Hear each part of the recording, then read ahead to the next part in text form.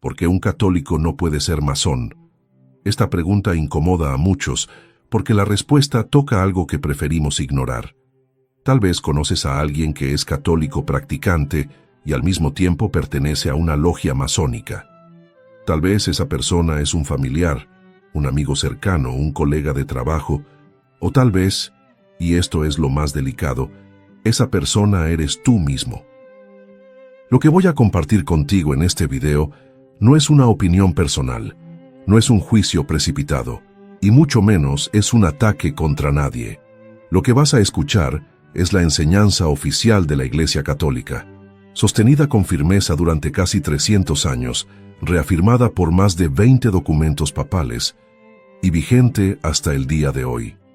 No es algo del pasado, no es algo que el Concilio Vaticano II haya cambiado.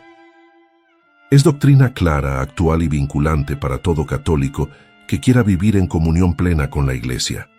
Y sin embargo, esta verdad se ha vuelto incómoda, se ha vuelto impopular. Muchos prefieren no hablar de ella, porque hablar de ella significa confrontar a personas que estimamos, significa cuestionar decisiones que ya fueron tomadas, significa reconocer que quizás hemos estado caminando por un sendero equivocado sin saberlo. Pero la caridad verdadera no consiste en callar para no incomodar. La caridad verdadera consiste en decir la verdad con amor, aunque esa verdad duela, porque solo la verdad nos hace libres. Y hoy, con todo el respeto y toda la claridad que este tema merece, vamos a responder una pregunta que muchos católicos necesitan escuchar, aunque pocos se atrevan a formular. ¿Por qué la Iglesia, nuestra Madre, nos prohíbe pertenecer a la masonería? ¿Qué hay detrás de esa prohibición que la hace tan seria, tan persistente, tan innegociable?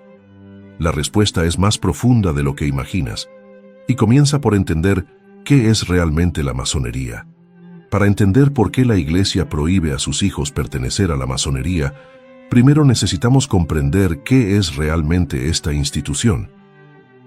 Y aquí es donde comienza la confusión, porque la imagen que muchos tienen de la masonería no corresponde con su verdadera naturaleza. Cuando alguien menciona la masonería, tal vez piensas en un club de caballeros distinguidos, hombres de negocios exitosos, profesionistas respetables, que se reúnen para hacer obras de caridad y establecer contactos. Piensas en hospitales construidos, en becas otorgadas, en ayuda a los necesitados. Y todo eso existe, no lo vamos a negar. Pero quedarse en esa imagen superficial es como juzgar un libro solo por su portada, sin nunca abrirlo para leer lo que realmente dice en sus páginas. La masonería no es simplemente un club filantrópico. Es una sociedad iniciática, secreta en sus rituales y enseñanzas internas, que posee una cosmovisión propia sobre Dios, sobre el hombre y sobre el camino hacia la perfección. Tiene grados de iniciación, juramentos solemnes, símbolos cargados de significado espiritual y una doctrina que se va revelando gradualmente conforme el miembro avanza en la jerarquía de la orden. No es un club social donde simplemente se pagan cuotas y se asiste a cenas. Es un sistema de pensamiento, una filosofía de vida, una forma de entender la realidad que pretende transformar interiormente a quien la abraza. En el corazón de la doctrina masónica está el concepto del gran arquitecto del universo. Esta figura es presentada como la divinidad que todos los masones, sin importar su religión particular, pueden aceptar y venerar. Suena inclusivo, suena tolerante, suena respetuoso de todas las creencias. Pero aquí está el problema profundo que un católico debe entender. El gran arquitecto del universo es una divinidad vaciada de contenido específico. No es el Dios de Abraham, de Isaac y de Jacob. No es el Padre de nuestro Señor Jesucristo. No es la Santísima Trinidad. Es un Dios genérico, un Dios que cabe en todas las religiones precisamente porque no es el Dios verdadero de ninguna. Es un Dios diseñado para que el cristiano, el judío, el musulmán, el budista y el agnóstico puedan sentarse juntos sin que ninguno tenga que afirmar que su fe es la verdadera. Y esto, para un católico, no es tolerancia. Esto es relativismo religioso en su forma más sutil y más peligrosa. Ahora bien, alguien podría decir, y con razón, que conoce masones que son buenas personas, hombres generosos, padres de familia ejemplares, ciudadanos honorables. Y probablemente sea cierto. No estamos juzgando a las personas individuales, porque solo Dios conoce el corazón de cada hombre. Lo que la Iglesia condena no es a los individuos que, muchas veces de buena fe y sin pleno conocimiento, han entrado en la masonería.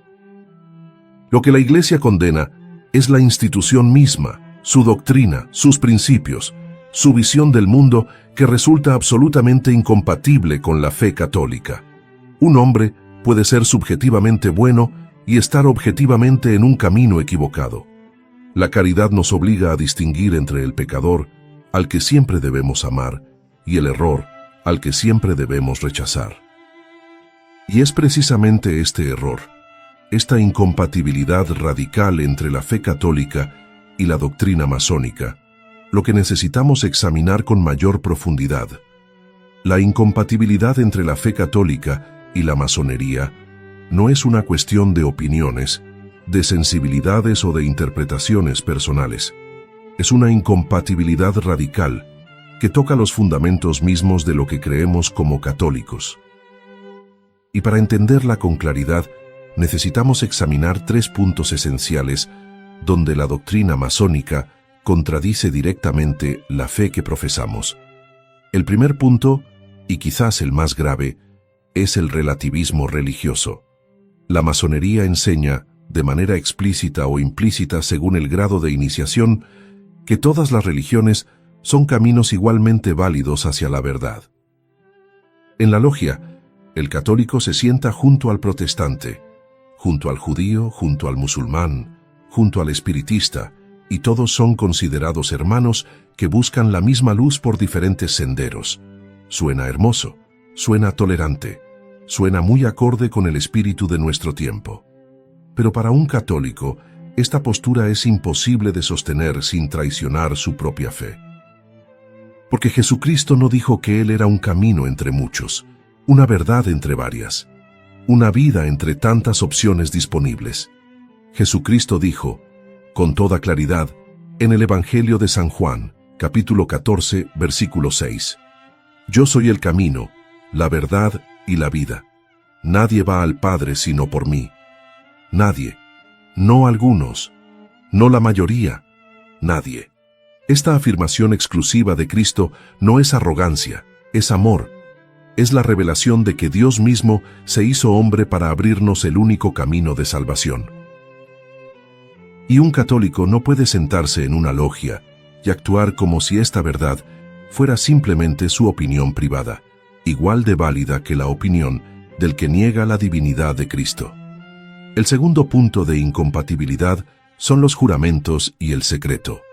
Cuando un hombre entra en la masonería, debe prestar juramentos solemnes de lealtad a la orden, juramentos que en algunos ritos incluyen fórmulas terribles donde el iniciado acepta simbólicamente castigos atroces si revela los secretos de la logia. Más allá del carácter simbólico o no de estas fórmulas, el problema de fondo es claro. Un católico no puede jurar lealtad absoluta a ninguna institución humana por encima de su lealtad a Dios y a su Iglesia. El secreto sistemático que rodea las enseñanzas y rituales masónicos también contradice el espíritu del Evangelio. Jesús mismo lo dijo en el Evangelio de San Lucas, capítulo 12, versículo 2. Nada hay encubierto que no haya de ser descubierto, ni oculto que no haya de saberse. La fe cristiana es pública, es misionera, es luz que se pone sobre el candelero para iluminar a todos los que están en la casa. No es una gnosis reservada para iniciados, no es un conocimiento secreto para los que pasan por rituales de admisión. El cristiano no tiene nada que esconder, porque la verdad que profesa es para todos los hombres de buena voluntad. El tercer punto de incompatibilidad, y quizás el más sutil pero igualmente peligroso, es la antropología naturalista de la masonería. La doctrina masónica enseña que el hombre puede perfeccionarse a sí mismo mediante sus propios esfuerzos, mediante el trabajo interior, mediante el pulimento de la piedra bruta que cada uno lleva dentro. El símbolo del masón que talla su propia piedra para hacerla digna del gran templo de la humanidad es central en su filosofía, y aquí está la contradicción frontal con nuestra fe.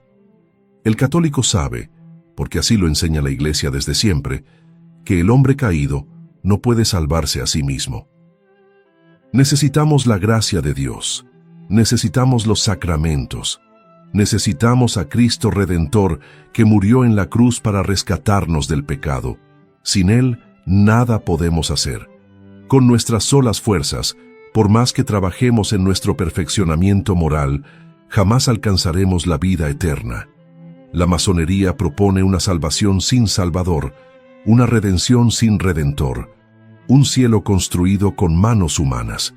Y esto, para un católico, no es simplemente un error filosófico. Es la negación misma del Evangelio. Por estas razones, la Congregación para la Doctrina de la Fe, entonces bajo la dirección del cardenal Joseph Ratzinger, quien después sería el Papa Benedicto XVI, emitió en 1983 una declaración inequívoca. El documento afirma que el juicio negativo de la Iglesia sobre la masonería permanece inmutable, porque sus principios siempre han sido considerados inconciliables con la doctrina de la Iglesia. Y añade algo que todo católico debe escuchar con atención: los fieles que pertenezcan a asociaciones masónicas se hallan en estado de pecado grave y no pueden acercarse a la Santa Comunión. Estado de pecado grave. No pueden comulgar. Estas palabras no son de hace 300 años. Son de 1983 y siguen plenamente vigentes. Algunos podrían pensar que esta postura de la Iglesia frente a la masonería es algo reciente, una reacción exagerada de sectores conservadores, o quizás un resabio de épocas pasadas que el Concilio Vaticano II debió haber superado. Pero la verdad histórica es exactamente la opuesta. La Iglesia Católica ha condenado la masonería de manera constante, firme e ininterrumpida durante casi 300 años, a través de pontificados muy diversos, en contextos históricos completamente diferentes, con una consistencia que solo puede explicarse por la gravedad real del problema. Todo comenzó en 1738, apenas 21 años después de la fundación oficial de la Gran Logia de Londres, cuando el Papa Clemente XII publicó la Bula In Eminenti. En este documento, el Papa prohibió a los católicos, bajo pena de excomunión, pertenecer a la masonería. Y lo hizo no por ignorancia, no por miedo a lo desconocido, sino precisamente porque ya entonces la Iglesia percibía con claridad los principios incompatibles que animaban a esta sociedad secreta. Desde ese momento, la condena nunca fue retirada. El Papa Benedicto XIV la confirmó. El Papa Pío VII la reiteró. El Papa León XIII, en 1884, publicó la encíclica Humanum Genus, considerada el documento más extenso y profundo del magisterio sobre la masonería, donde expone con detalle filosófico y teológico las razones de la incompatibilidad. Más de 20 documentos papales a lo largo de estos siglos han repetido la misma enseñanza con admirable coherencia. Y entonces llegó el Concilio Vaticano II, y con él surgió una confusión que debemos aclarar. Muchas personas creen, porque así se lo han dicho o porque así lo han interpretado, que el concilio cambió la postura de la Iglesia frente a la masonería, que abrió las puertas a un diálogo nuevo, que levantó las antiguas prohibiciones en nombre del ecumenismo y la apertura al mundo moderno. Esto es completamente falso. El Concilio Vaticano II no mencionó explícitamente la masonería en sus documentos, lo cual algunos interpretaron erróneamente como un silencio aprobatorio. Pero el silencio no es aprobación. Y para despejar cualquier duda, la Congregación para la Doctrina de la Fe emitió la Declaración de 1983 que ya mencionamos, donde afirma sin ambigüedad que la posición de la Iglesia permanece inmutable. El concilio no cambió nada respecto a este tema. La prohibición sigue vigente, la incompatibilidad sigue siendo real. Es importante entender que la Iglesia no condena la masonería por capricho, por rivalidad institucional o por deseo de controlar a sus fieles. La Iglesia actúa como madre que protege a sus hijos del peligro. Piensa en un médico que te advierte sobre una sustancia tóxica. No lo hace para limitarte, para quitarte libertad, para imponerte su voluntad arbitraria. Lo hace porque conoce los efectos dañinos de esa sustancia y quiere preservar tu salud. De la misma manera, la Iglesia, que tiene 2000 años de experiencia en el cuidado de las almas, que ha visto nacer y morir imperios, filosofías y movimientos de todo tipo, reconoce en la masonería una doctrina que envenena sutilmente la fe de quien la abraza. No lo dice por odio a los masones, lo dice por amor a las almas de sus hijos. También es necesario aclarar un punto que genera confusión. Antiguamente, la pena por pertenecer a la masonería era la excomunión automática. En el Código de Derecho Canónico de 1983, esta pena específica fue reformulada, y algunos interpretaron esto como una relajación de la prohibición. Pero la Declaración de la Congregación para la Doctrina de la Fe, emitida el mismo año, dejó absolutamente claro que la ausencia de la pena de excomunión explícita no significa que la pertenencia a la masonería sea ahora lícita. Significa que la sanción se expresa de otra manera, igualmente grave. El católico que pertenece a la masonería está en pecado mortal. No puede recibir la comunión. Ha roto su comunión plena con la Iglesia. La sustancia de la prohibición permanece intacta, aunque la forma jurídica haya cambiado. Esta es la enseñanza constante de la Iglesia. No es opinión de un sector, no es postura de un grupo particular, es la voz de la Madre que, a lo largo de casi 3 siglos, ha repetido con paciencia y firmeza la misma advertencia a sus hijos. Después de todo lo que hemos visto, queda una pregunta esencial que debemos responder. ¿Y ahora qué? ¿Qué debe hacer el católico que escucha estas verdades? La respuesta depende de la situación particular de cada uno, y por eso quiero dirigirme de manera personal a 3 grupos de personas que pueden estar escuchando este video. Primero, quiero hablar directamente al católico que ya pertenece a la masonería. Hermano, lo que has escuchado hoy tal vez te ha sorprendido, tal vez te ha incomodado, tal vez incluso te ha molestado. Es posible que hayas entrado en la logia con las mejores intenciones, buscando superación personal, buscando hacer el bien, buscando pertenecer a un grupo de hombres respetables. Nadie está juzgando tus intenciones, pero ahora conoces la verdad.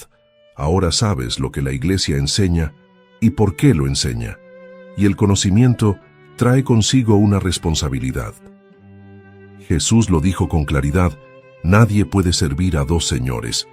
No puedes permanecer en comunión plena con la Iglesia Católica y al mismo tiempo pertenecer a una institución cuyos principios contradicen la fe que profesas en cada misa. Tienes que elegir, y sé que esa elección puede ser difícil, porque tal vez en la logia has encontrado amistades, has asumido compromisos, has construido relaciones que valoras, pero ninguna relación humana, por valiosa que sea, vale lo que vale tu alma inmortal. El camino está abierto para ti. Acude al sacramento de la confesión, expresa tu arrepentimiento sincero, renuncia a la pertenencia a la masonería y regresa a la comunión plena con la Iglesia. El Padre misericordioso espera siempre al Hijo que vuelve a casa. En segundo lugar, quiero hablar al católico que está considerando entrar en la masonería. Quizás alguien te ha invitado. Quizás has escuchado que es una buena forma de hacer contactos profesionales, de abrirte puertas en los negocios, de pertenecer a un círculo influyente. Quizás te han hablado de las obras de caridad, de los valores morales, de la fraternidad entre los miembros. Y todo eso puede sonar atractivo. Pero antes de dar ese paso, hazte una pregunta con toda honestidad. ¿Vale la pena arriesgar tu alma por contactos profesionales? ¿Vale la pena poner en peligro tu comunión con Cristo y con su iglesia por un networking más efectivo? ¿Vale la pena cambiar la luz del Evangelio por las tinieblas de una sociedad secreta, aunque esas tinieblas se presenten vestidas de filantropía? La iglesia te ofrece todo lo que puedas buscar legítimamente, y mucho más. Te ofrece comunidad auténtica en las parroquias, en los movimientos eclesiales, en las cofradías y hermandades. Te ofrece crecimiento espiritual verdadero a través de los sacramentos y la oración. Te ofrece la posibilidad de hacer el bien a través de innumerables obras de caridad católicas. No necesitas buscar fuera de la iglesia lo que la iglesia ya te da en plenitud. Finalmente, quiero hablar al católico fiel que no tiene ninguna relación con la masonería, pero que tal vez conoce a alguien que sí la tiene. Tu misión es rezar. Reza por esos hermanos que muchas veces sin plena conciencia de lo que hacen, se han apartado de la comunión eclesial. No los juzgues con dureza, porque no conoces las circunstancias de su corazón. No los condenes con soberbia, porque tú mismo podrías haber caído en el mismo error si hubieras estado en su lugar. Pero tampoco calles la verdad por falsa prudencia, porque el silencio cómplice no es caridad. Si tienes la oportunidad, con delicadeza, con respeto, con amor fraterno, comparte con ellos lo que la iglesia enseña.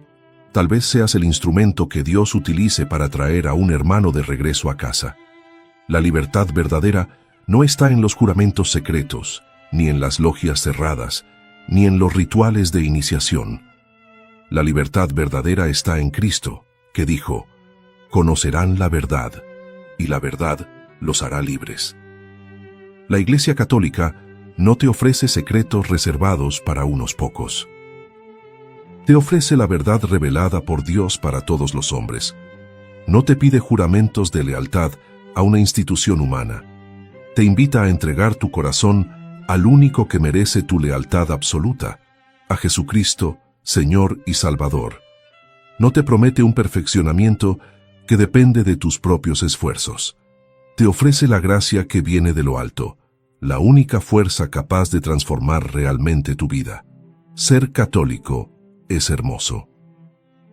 Es pertenecer al cuerpo de Cristo, es participar de los sacramentos que Él instituyó, es caminar en la luz que Él trajo al mundo. No cambies esa herencia gloriosa por nada que el mundo te ofrezca, por atractivo que parezca. Que Dios te bendiga, que la Santísima Virgen María interceda por ti, y que el Espíritu Santo ilumine tu corazón para que siempre elijas la verdad. En el nombre del Padre, y del Hijo, y del Espíritu Santo.